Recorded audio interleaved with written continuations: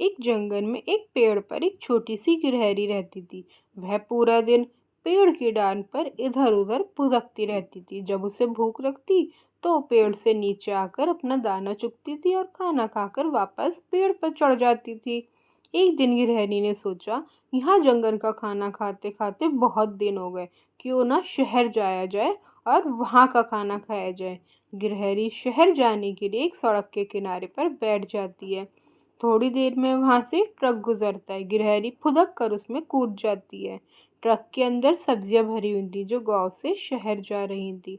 गिलहरी ट्रक के अंदर मज़े से सब्जियां खाती हुई शहर पहुंच जाती है। जब ट्रक रुकता है तो वह उतरकर पास ही की एक दुकान में घुस जाती है। दुकान में अनाज रखा हुआ था। गिलहरी वह अनाज खाने रखती है। कुछ ही देर में दुकान का मालिक गिलहरी को देखकर उसे भगाने के लिए आता है। गिलहरी वहां से भाग जाती है। दूर जाकर एक आदमी अपना टिफिन लेकर एक पेड़ के नीचे बैठा था।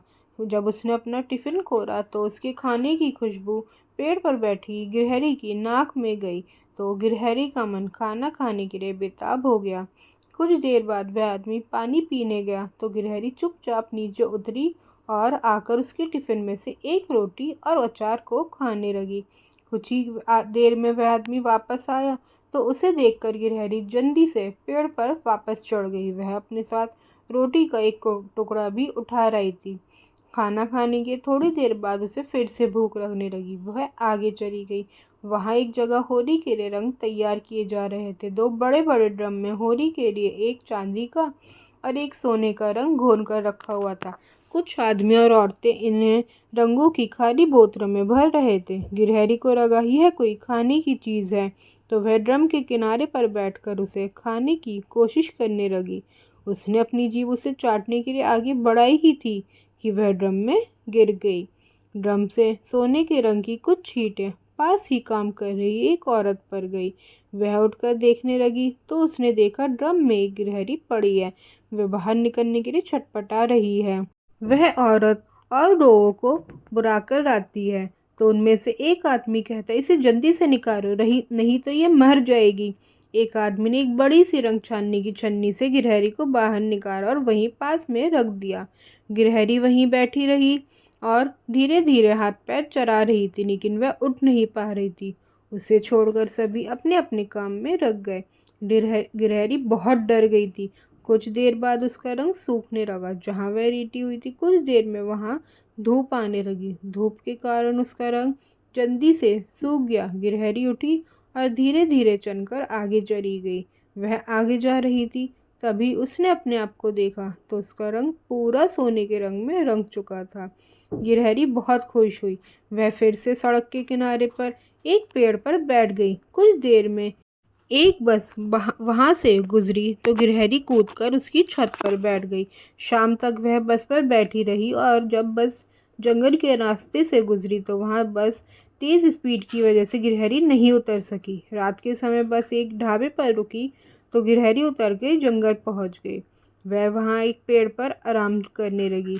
सुबह की पहली किरण के साथ उसकी आँख खुली तो वह जंगल में इधर उधर खाना ढूंढने लगी।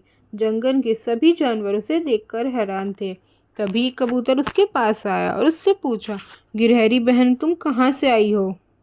गिलहरी ने कहा, मैं दूर परियों के देश से आई हूँ। वहाँ सभी जानवर सोने के होते हैं। सभी जानवर उसे मेहमान समझकर उसकी देखभाल करने रखते हैं।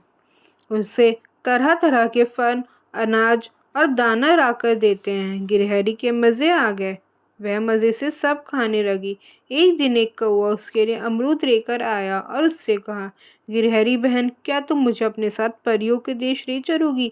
मैं काला हूँ तो यहाँ सब मुझे चिढ़ाते हैं। मैं भी वहाँ जाकर परियों से अपने आप को सोने के रंग का करवा लूँगा। यह सुनकर गिलहरी हंसने लगी। ठीक है, मैं तुम्हें अपने साथ ले जाऊंगी, लेकिन तब तक तुम मेरी सेवा करते रहो। कौवा बेचारा उसकी बातों में आ गया और उसके लिए तरह तरह के अनाज और फल लेकर आने लगा। एक दिन गिलहरी हरी हरी घास पर कूद कर खेल रही थी। तभी आसमान में काले बादल छा गए और तेज बारिश होने लगी।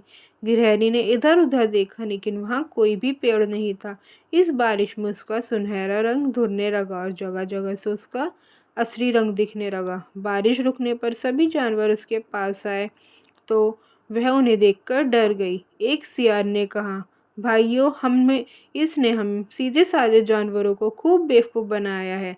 इसे सज़ा मिलनी ही चाहिए। गिरहरी ने कहा, नहीं, मैं सच कह रही हूँ। मैं तो यहाँ का खाना खा के मेरा रंग ऐसा फीका का पड़ गया। सभी जानवर उसका विश्वास नहीं कर रहे थे। कभी तभी कौवे ने कहा, इसने सबसे ज़्यादा मुझे बेवकूफ़ बनाया है। इसने अपने साथ ले जाने का वादा करके मुझसे रोज़-रोज़ नया खाना मंगवा कर खाया था। इसी तरह कुछ देर भीड़ लगी देखकर जंगल का राजा शेर वहाँ आया। उसे देखकर गिरहरी डर से काँपने लगी, क्योंकि अगर शेर को उसकी चालाकी पता चलती तो वह उसे खा जाएगा। शेर ने पूछा तो गिरहरी ने सारी बात बता दी। यह सुनकर सभी जानवर हंसने लगे। शेर भी हंसने लगा और बोला, चलो, हम तुम्हें माफ़ कर देते हैं, लेकिन तुम्हें वादा करना होगा कि आज के बाद तुम शहर नहीं जाओगी। अच्छा खाना खाने का शौक आज तुम्हें मरवा देता। गिरहनी ने रोते हुए वादा किया, महाराज, आज के बाद मैं कहीं भी नहीं जाऊंगी और कौए भैये से जो भी उन्होंने मुझे दिया उसके बदले कन से उनको दाना ला कर दूंगी और जो वो कहेंगे वो करूंगी। ये बारिश फिर से शुरू हो गई और सभी जानवर जल्दी से जाके पेड़ के नीचे छुप गए। पर गिरहरी इस बार नहीं छुपी और वहीं घास पर उछल कूद करने लगी, क्योंकि उसे शहर का रंग जो उतारना था।